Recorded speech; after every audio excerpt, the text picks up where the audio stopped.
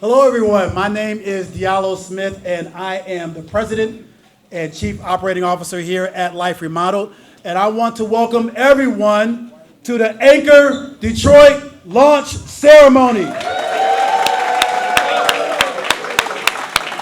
I want you all to know that you are a part of history here today. Not only a part of this ceremony, inaugurating this incredible occasion, a revitalization, partnership, collaboration, progress, and future vision for this neighborhood, but you are also a part of the first day of our week-long 6-day project, in which we're going to have over 5,000 volunteers around 2.5 square miles around this building, beautifying the neighborhood and cleaning up Blythe. So extend some hand claps for that. So why are we here? Over the next 30 minutes, you're going to hear comments from our strong community leaders, our esteemed dignitaries, our corporate community stakeholders, partner organizations, and Life Remodeled team members, all sharing how important this future opportunity hub, Anchor Detroit, will be for sparking revitalization and economic development in this area.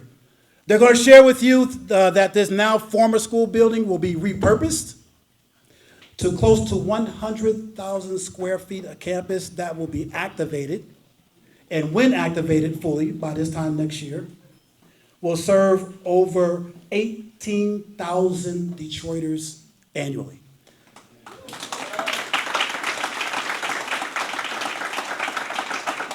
And those 18,000 Detroiters will be served ranging from youth programming, community resources, health and wellness resources and services, workforce development resources, and digital empowerment initiatives. They'll share a vision of how our current theater, which is that way, many of you will see it a little bit later, will be a fully modernized 700-seat performing arts and cultural center and will be known as a crown jewel for theater, music, and other artistic performances so that Detroiters can immerse themselves in the arts in their neighborhood. And all that is possible and all that's important about the what we do. But I want to briefly describe the why we do, which is even more important. Our why is this. Life Remodeled is committed to this neighborhood revitalization work because we unequivocally and non-negotiably believe that Detroiters have all the talent that they need, but many don't have access to the opportunities that they deserve. We also believe that our young students, our adults, our families are the true heroes, and Anchor Detroit will serve as a medium to allow our Detroit heroes to grow and to thrive. We believe that the work we are blessed to do is not done alone, but it is done alongside and, quite frankly, on the shoulders of many residents that have been here for many, many years and decades, fighting the good fight, wanting to bring vitality to their neighborhood.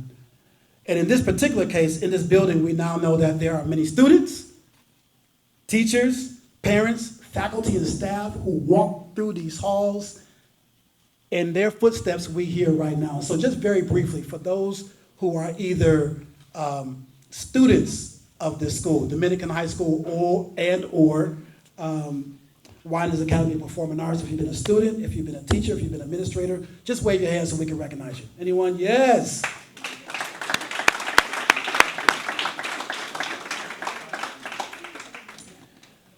I also want to recognize our community residents in this 48224 neighborhood.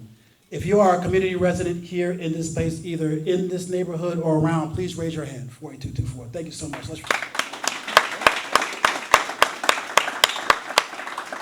So this building, this school, has a very special place in my heart because I can say that I am from this neighborhood too. And growing up, I can remember my mother is supposed to be here, and if she is here, I want to say hello, because if I don't say hello, I'm going to get in trouble later on. Even though I'm approaching half a century, you still get in trouble with mama if you don't say hello. But I can remember being sent to the hardware store, right, to buy duct tape, because you can never have too much duct tape. I can remember being sent to the video store to return the VHS tape before there was the late fee and nobody wanted to pay them. This was before Netflix and streaming services.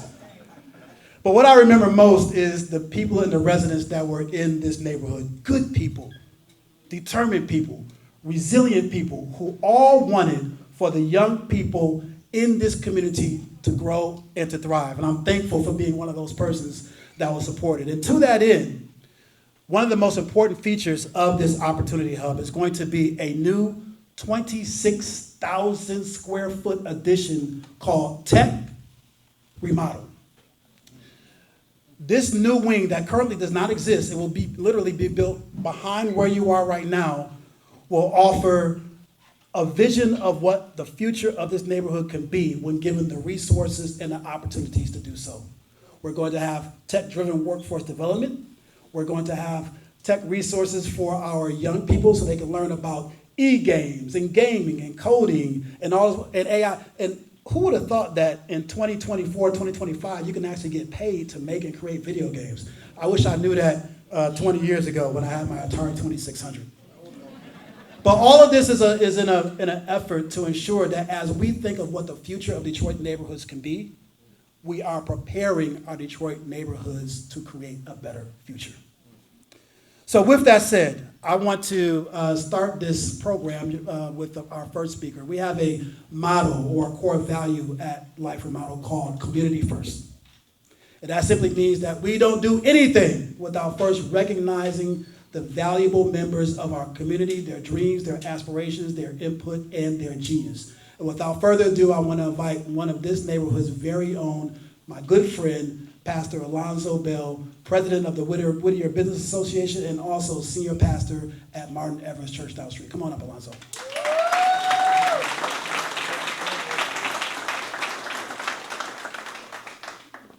Let me move this mic down.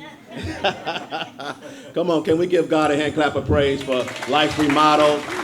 Give God a hand clap of praise for this Anchor Detroit facility and all the great things that are going to happen here on the east side of Detroit. Hi, once again, my name is Alonzo Bell, pastor Martin Evers Missionary Baptist Church, named after Martin Luther King and Medgar Evers. So we are a socially justice church, a community advocacy church, and so we're happy to be here. Also, as I look at what's going on here, and I thank God for Life Remodeled and Chris and Diallo and all of the team that's coming over here to add to the work that's been going on over here in this area. I moved over here about 6 years ago, and I met some of the community leaders, and I saw the energy and the unity that they had going on over here, and they welcomed me with open arms and love. And so I joined in to help do whatever I could do to help bring this community back to the heyday that it used to be. I grew up on Lansdowne, I grew up on Gratiot Drive, and now I look at what we can do here as a great possibility to bring up the entire east side and anchor this place, and anchor Detroit, and anchor those students and those family members that need help and resources and opportunities. Sometimes transportation is an issue, so we need one-stop shops right here in the community where we can get to fast and in walking distance. And so when this community project is done, I'm looking forward to our businesses thriving because of the thousands of people that will be coming here receiving help. Our Whittier Business Association members will be able to attract some of those customers, and then from there we can hire more people, and this community can be revitalized as well as home ownership. So I'm also the president of Redeem Detroit, and we work with young moms, help them graduate high school, college, or trade school. And we are thankful that we have about 1,500 young moms in our program, and I'm looking forward to bringing them down here and having them to be able to take part of the different activities and opportunities that will be afforded to them because of Anchor Detroit. So after we redeem Detroit, we got to anchor Detroit. Amen. And so thank you all. Thank you, Chris. Thank everybody that's here, all the community leaders, the political officials. I only got 2 minutes, so I'm going to close for real. But I want to close by saying, let's come together. Let's do what we can do. Let's partner, and let's bring our area and our city back. God bless you all.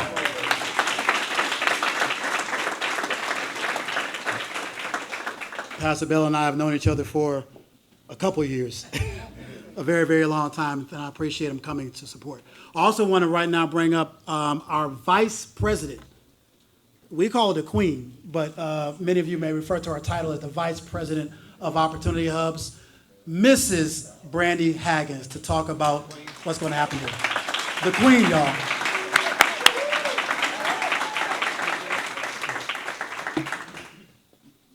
So Chris thought I should read it off my phone, but I'm getting old and I can't see like that. So we gonna do this my way today. Good morning, everybody, and happy Monday. So my name is Brandy Haggins, and I am the Vice President of Opportunity Hubs for Life Remodeled. So what is an Opportunity Hub? An Opportunity Hub is something very special to me. An Opportunity Hub is a place that I wish was available for my family when I was younger. It's a place that would have made things a lot different had it been around when my family and I were going through when I was younger. I was born and raised in Detroit, and I truly love Detroit. But I grew up in a neighborhood where valuable opportunities and adequate resources for a decent living were not accessible to us. Where I lived, economic hardship and the sound of nightly gunshots was completely normal to us. Many of you in this room have likely heard bits and pieces of my story. And believe me, this book has a whole lot of chapters. I won't go into too much detail today, but long story short, we struggled both financially and mentally. My father was a drug addict, and for years was the direct cause of most of those financial and mental struggles. My mother suffered from what we now understand to be undiagnosed severe depression. We felt forgotten and abandoned in our own city, in our own community. There were no consistent resources, no consistent valuable after-school programs, no workforce development or trade opportunities, basically nothing that was easily accessible to us. Nothing or nowhere that gave us much hope. I remember my mother's daily soft cry on the other end of the wall. I remember her crying when the phone rang and we weren't allowed to answer it because it was likely a bill collector, and of course we couldn't afford to pay the bills. I remember tears rolling down her face when the landlord showed up on our doorstep to collect his rent money that we still did not have. I remember my mom waking up early to go to work and the car had been stolen again. Now, yeah, we lived in a neighborhood where getting your car stolen and stripped was pretty common, but 90% of the time when our car was stolen, it was from my father.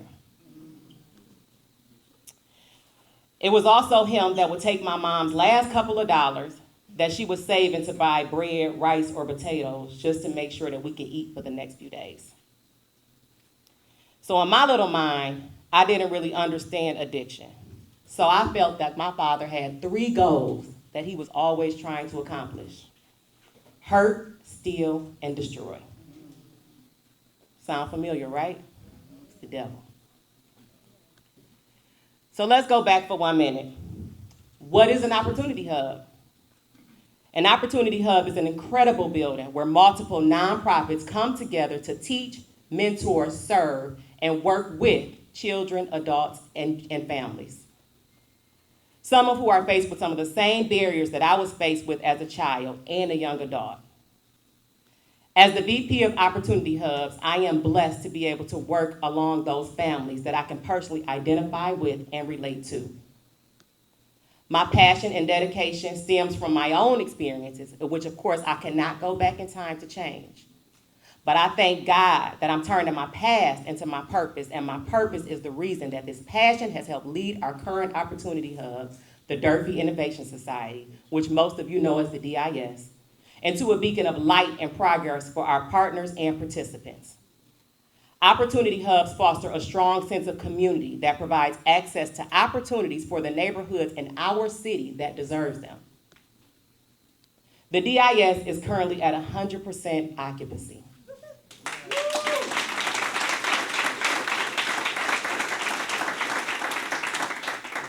We are self-sustainable with nearly 35 of the best and brightest nonprofit tenant partners.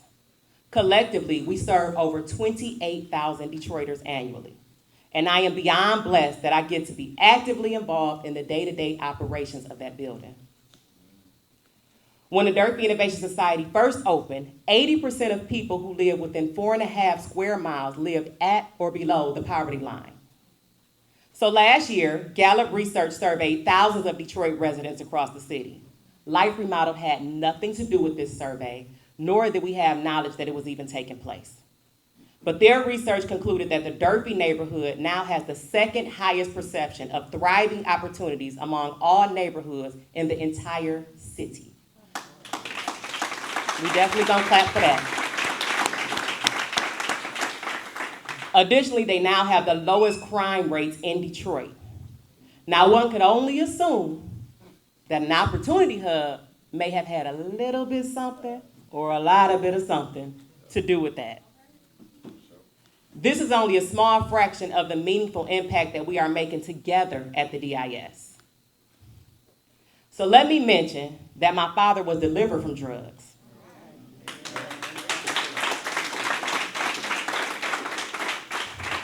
My father is a good man, and unfortunately he had no education, not even a GED, and could not find a job that would help him take care of his family. That caused him so much hurt for so long when he was out on the streets, and all he wanted to do was be a better man for us.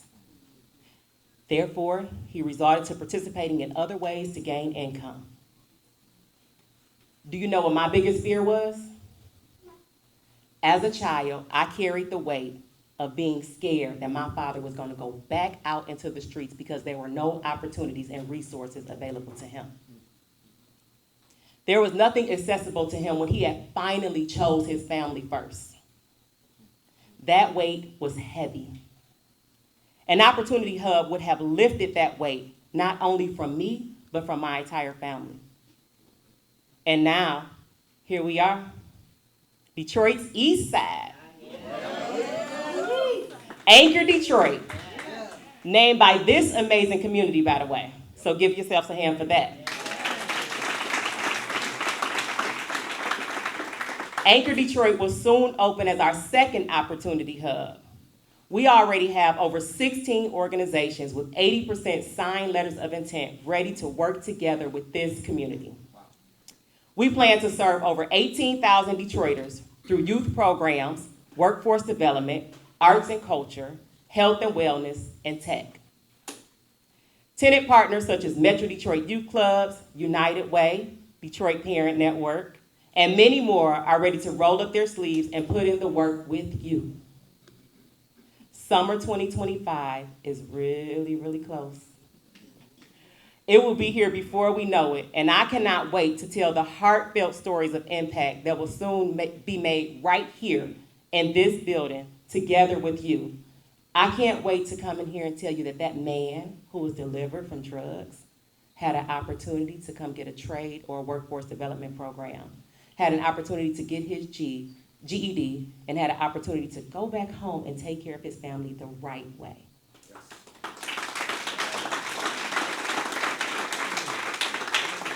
So I have millions of stories of participants and tenants and the beautiful things that happen over at the DIS. I'll give you, so we open July 1st, 2025. I'll give you to August 1st, 2025. Guarantee you I'll have a lot of stories to tell about right here at Anchor Detroit. Thank you.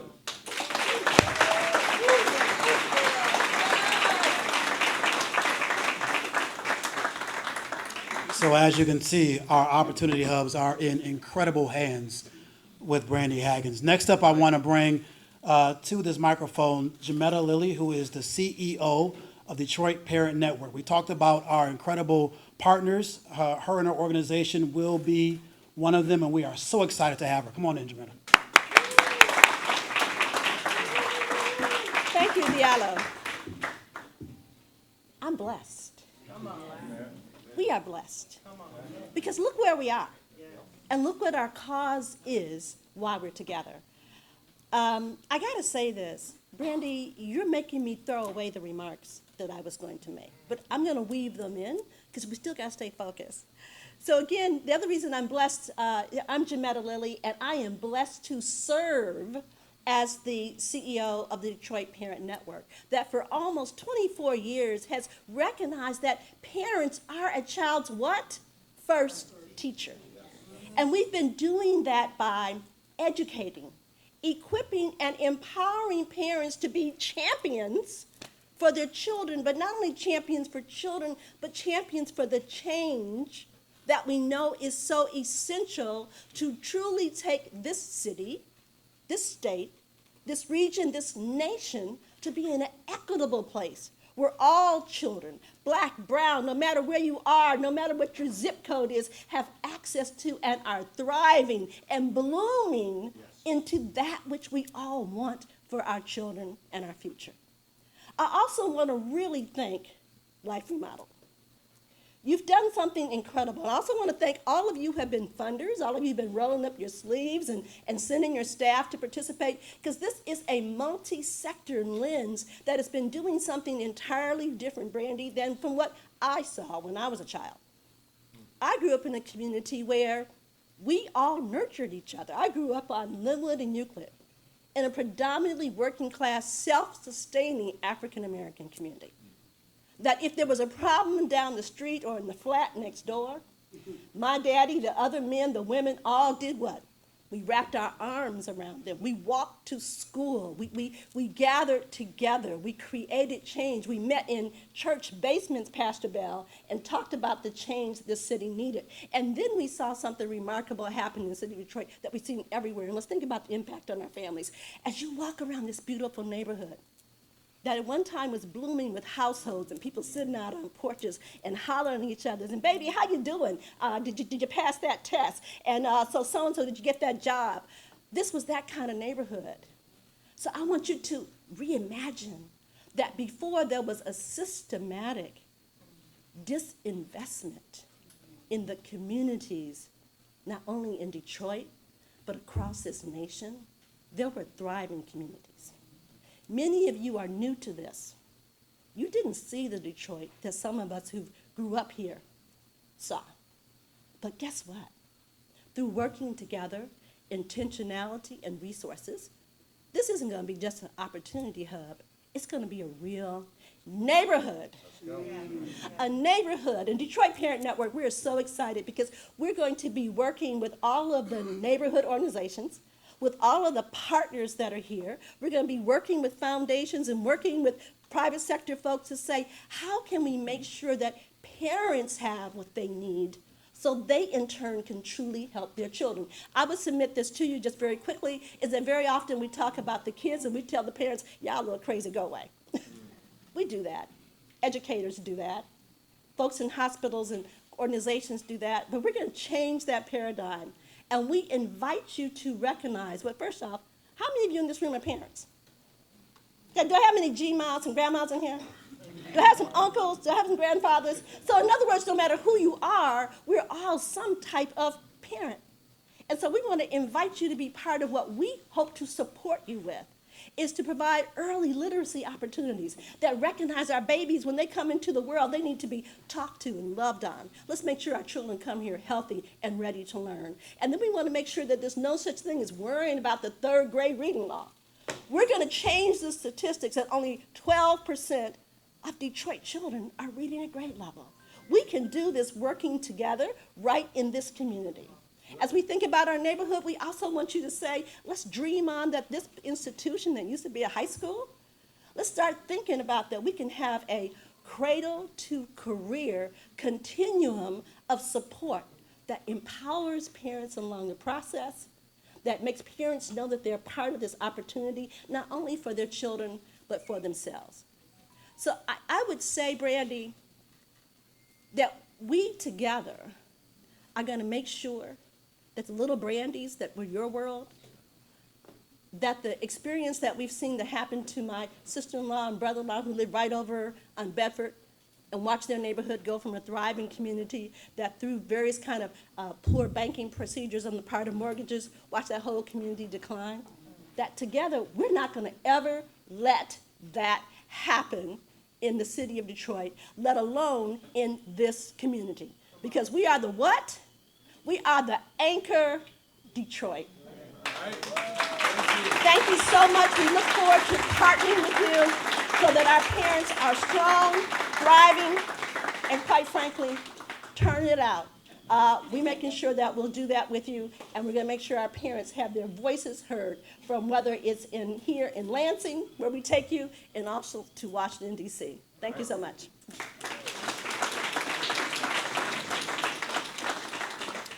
Awesome. So before we transition to our next speaker, I want to recognize all of our esteemed dignitaries who are here today. I'm looking right in front of me. I see Representative McKinney. How you doing, sir? Some people that you're going to hear very, very soon. Councilwoman Johnson, State Senator Santana, and also many of our legislative representatives. So we have Senator Peters' office here representing. Thank you for coming, Karen. The state of Michigan, the city of Detroit, MEDC, and DEGC. Now, oh,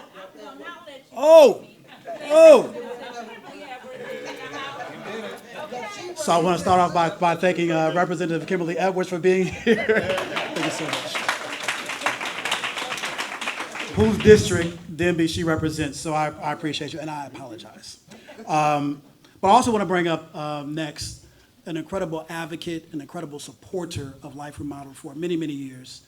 She serves the 2nd District, but she also is unequivocally connected and committed to Detroit neighborhoods, and has been an incredible financial supporter through the Department of Health and Human Services for Anchor Detroit, because she knows how much this will impact health in our communities. Senator Santana, could you please come up?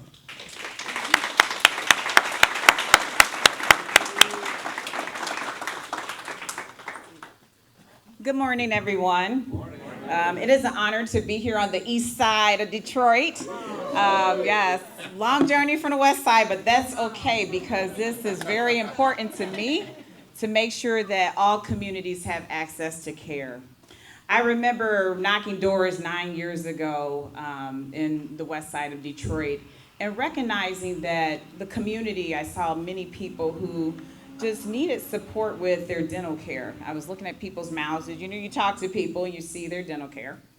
And I just said, something's wrong here.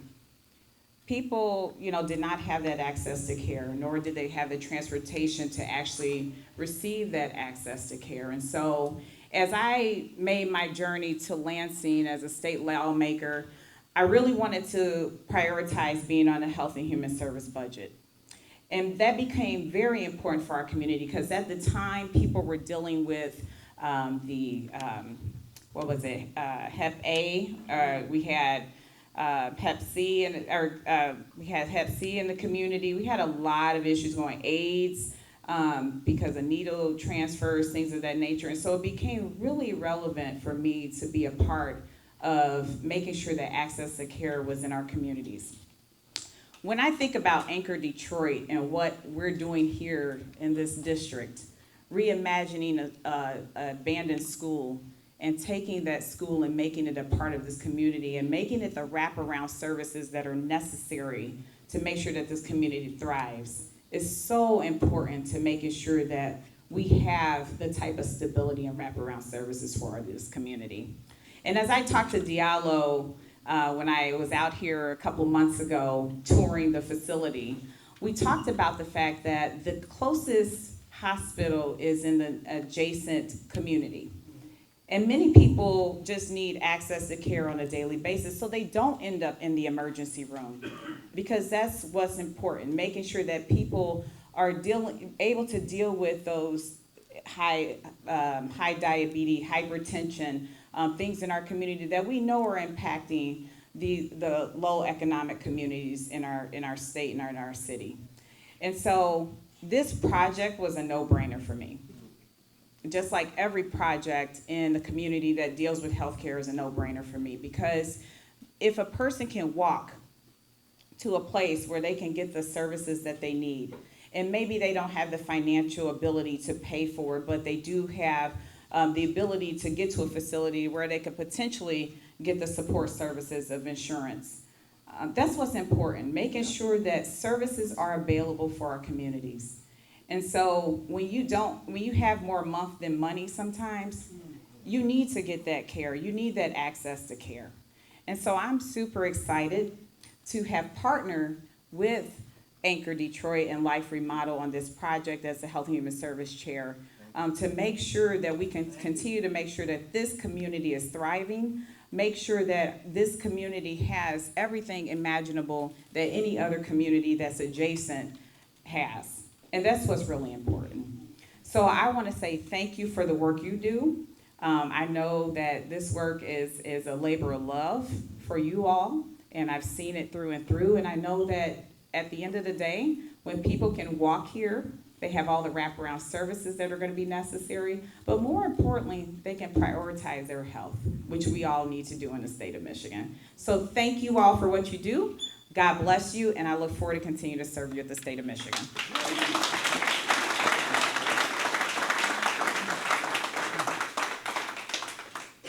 We appreciate all the support that comes from our state agencies, and I know that it's not easy. So again, I just want to commend all of our state legislatures, specifically those sitting in front of me, Senator Santana, Representative McKinney, and Representative Edwards, because I know you have to fight for our neighborhoods to receive the services and the funds and the resources that we need, and we appreciate that.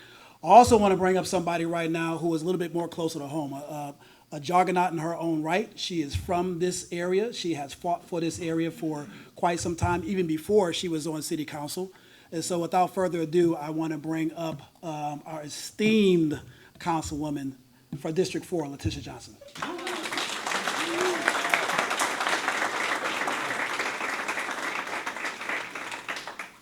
Good morning, everyone. Good morning. Good morning, everyone. Good morning. This is a celebration, right?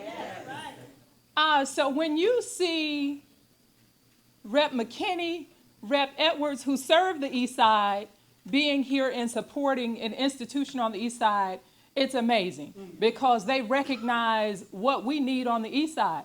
Then when you see Senator Santana, who serves on the West Side, coming to support an institution on the East Side, you have to stand up and applaud her because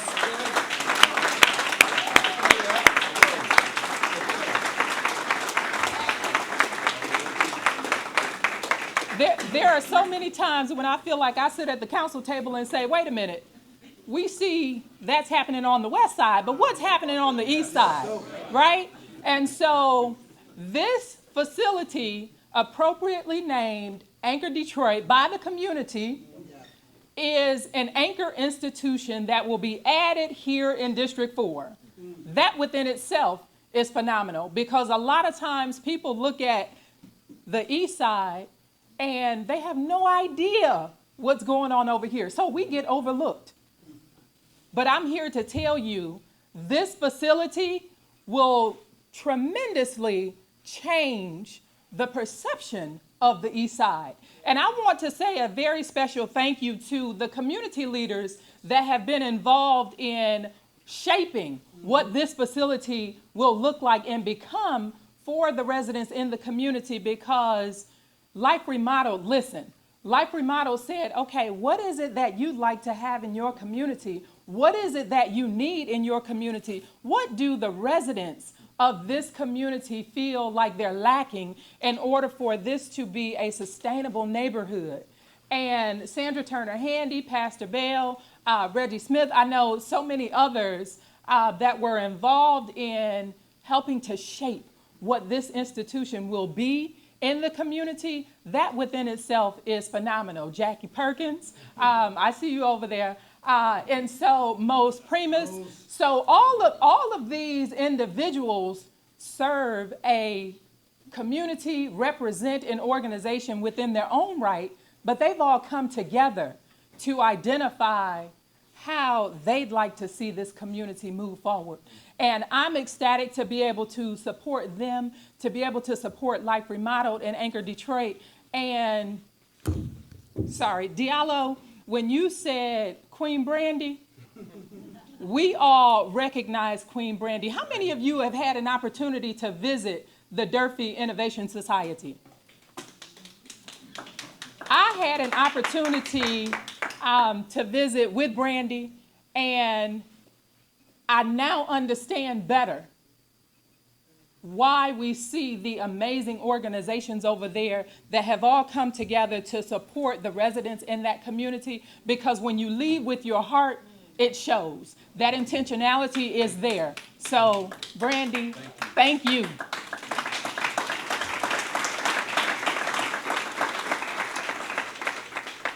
If I didn't know any better, I think we share the same father. I will tell you that. But we'll have that story later. We don't. I'll tell you, my father unfortunately transitioned about 10 years ago, but very similar story. And it just says to me that when you have had those experiences, you look to give back to community things that you did not receive, because you recognize how traumatized our families are as a result of a decision that a parent made, right? And so many times we hold on to that, but I'm so grateful that you didn't hold on to it and that you utilized it as a way for you to give back to the community. And so again, I say thank you. So this particular institution already means a lot to District 4.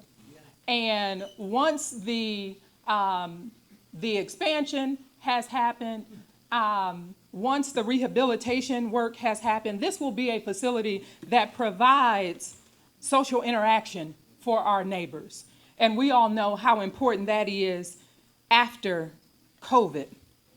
This will be a facility that helps to improve the quality of life for all of our residents, not just in this neighborhood, throughout District 4, because this facility is so centrally located within the district. And so we know that we'll be able to provide the necessary support to see the Art and Tech Hub come to life. I've been saying to the city, how are we diversifying our workforce? And technology is extremely important. So to be able to train our young people in technology, I need all of our families to make sure they share this opportunity with their young people, because it's vitally important. I was told that we need 70,000 people in the city of Detroit to be proficient in technology in order for us to attract the technology industry to the city. So, thank you. We have a lot of work to do, but Diallo says we're going to take care of it here at Anchor Detroit. And so I just want to say thank you to you all for your continued support of Life Remodeled and this particular facility. It takes all of us to come together to get it done, and just so grateful to have you all here in District 4, and just looking forward to all of the phenomenal work that we're going to do in this community. Thank you. Thank you.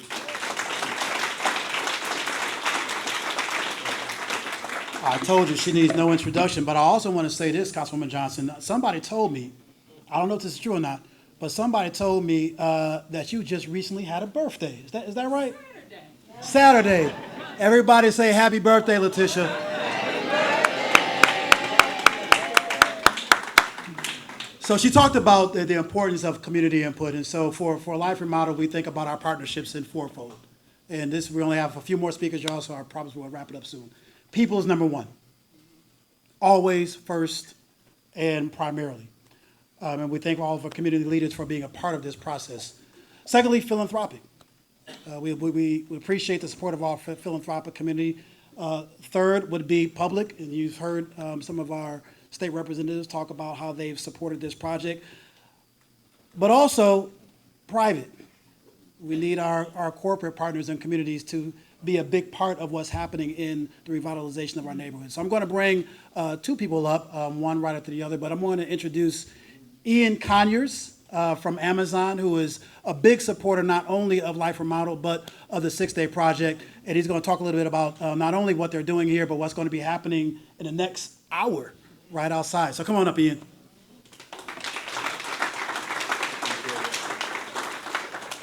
Good morning. Thank you all so much. I'm Ian Conyers. I have the privilege of being the Community Engagement Director for Amazon here in Detroit. We have been a proud sponsor of the work that Life Remodel does across our city, and I'm so excited for this space to be reactivated. I know I saw earlier today, we've got some former educators and students here For me personally, I was raised by a grandmother who taught at Corville over on the east side, and she went to Southeastern High School. And so knowing the importance of that everyday education and what these spaces mean to us is not lost on me. We're excited to not only be a great employer at Amazon, but to be a great neighbor. We are thrilled to have our fulfillment center over on 8 Mile and Woodward back reactivated with over 3,000 local Amazonians working each and every day. Nice. For us to be able to provide those types of quality jobs, that healthcare on day one, the education services. We have a program called Career Choice where you can have your college certificate paid for. Making sure those those programs are not only available, but they're accessed. Sometimes you go to work, you show up, and you're not taking all those benefits that you can receive because it's not available. But we know if you get over to Durfee Innovation Society, immediately all those are available, and it's so exciting for it to be here on the east side. And as mentioned, aside from our support of Life Remodeled and programming, we're really excited to partner with Ring Devices and announce that we are donating 100 Ring subscriptions to the community today on top of the work that we've been doing with Life Remodeled. Making sure that we're connecting our community members, they're aware of what's important to them, and they can get in touch with their community leaders is the type of fabric that we're rebuilding here at Anchor Detroit. So thank you all so much. Thank you, Life Remodeled. Thank you to the Queen. She's been getting it done. And we look forward to getting some installs done today, so we'll join you in the community. Thanks so much.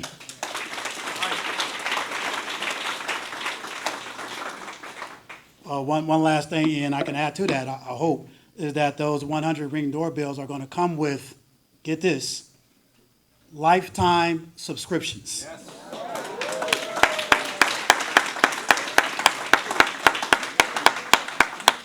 Where is my good friend Nkechi at? There she is. Nkechi, come on up here. Nkechi represents Cummins, and she is just an incredible human being in her own right.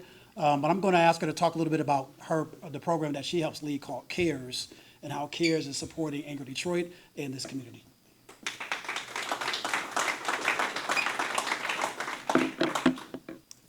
Good morning. It's soon to be afternoon. I hope y'all are doing all right.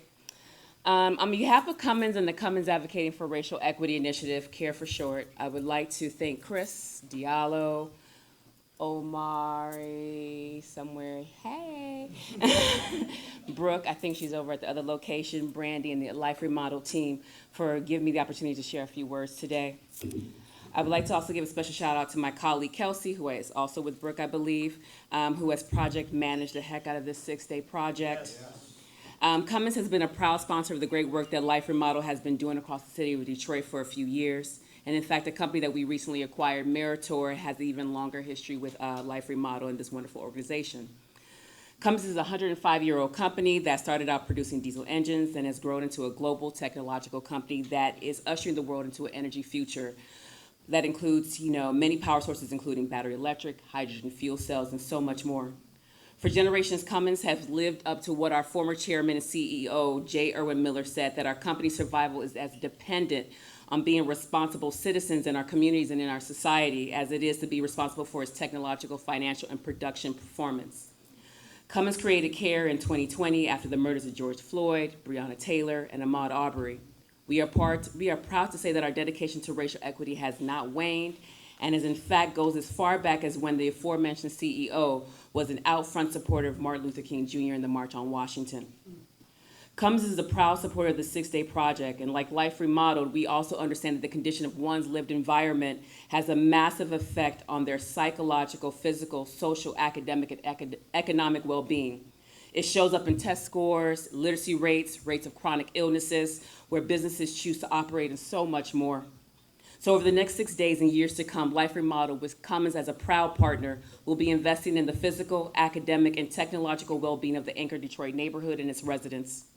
Thank you to Amazon and the other companies who are also investing their time, talent, and treasure alongside us. And here's to a productive and hopefully dry, sunny, maybe tomorrow, next few days. Thank you so much.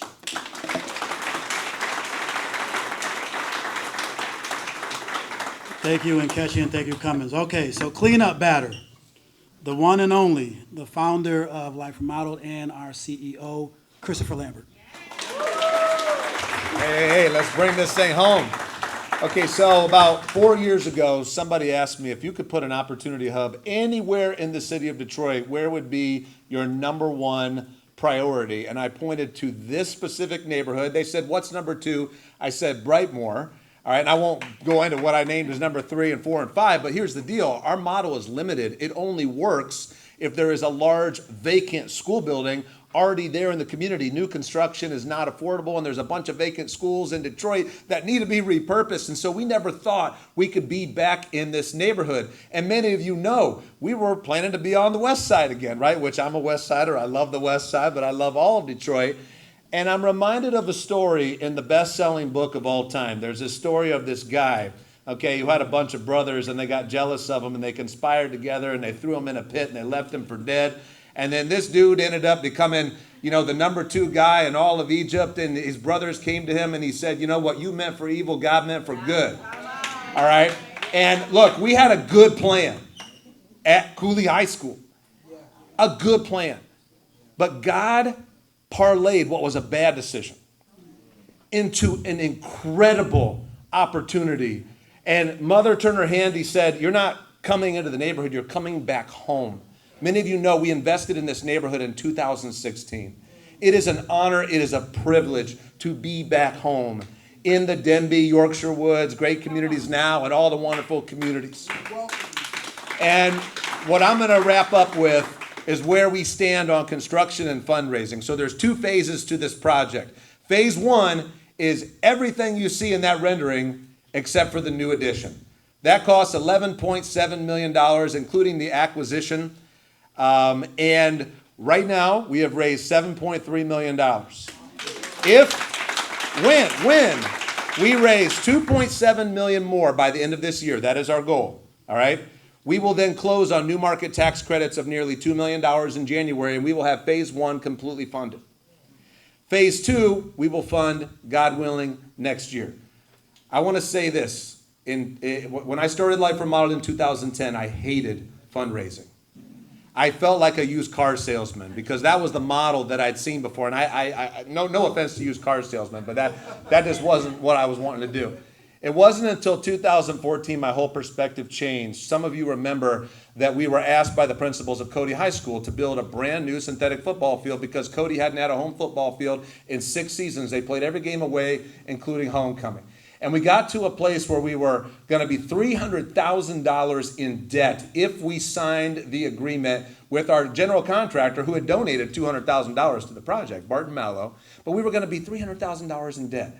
And we felt like it was the right thing to do. We talked as a board. We talked to the principals. We signed on the dotted line, okay? I get a phone call on day 4 of our 6-day project from a guy I'd never met before. He said, my mom and dad are going to come on Sunday because we had this big event. And they're going to give Life Remodeled a check for $30,000 for the football field. And I jokingly said, hey, that's amazing. Now, we need 300, right? And he laughed. He's like, hey, you're getting 30. My parents aren't going to go above that. They show up at Cody High School, and I'm about to go on stage and give this speech about where we're at on the project. And they say, can you give us a tour of the school? And I say, oh, yeah, absolutely. But inside I'm thinking, no, I don't have time for this. But, hey, you're going to give $30,000? Absolutely. I take them on a tour. Halfway through the tour, they stopped me and they said, do you still need that $300,000 for the field? And I said, yes, we're still short. And I was so tired after the 6-day project that my mind wasn't keeping up with what was taking place here. And Bob Walrich Sr. looked me in the eye and he said, you said whoever gives that $300,000 gets to name this field. Now I understand what's going on. I said, yes, sir, you can name it whatever you like. He looked over at his wife. She nodded. He nodded. She took out her checkbook. She wrote a $300,000 check. She said, we want to name it Hope Field. That forever changed my world in fundraising because to this day, that is the largest single financial contribution that family has ever made, and they're very philanthropic. But they said that to this day, they had no plan in writing that check. And they said God told them while they were walking the building to do it. And so what I want to leave us with today is I'm not going to look at anybody in particular, but there are people in this room that have you've already written 6- and 7-figure checks for this project. Thank you. There may be some who had a plan to write a certain check, and maybe it's going to have another zero on it. And I mean that, right? We're stepping out in faith here. You have stepped out in faith with us. Somehow, some way, it's all going to come together. And it is an honor just to be able to do life together with all of you in this room, with this community. Let's go forward and do some good for the next 6 days. And thank you all, and God bless you.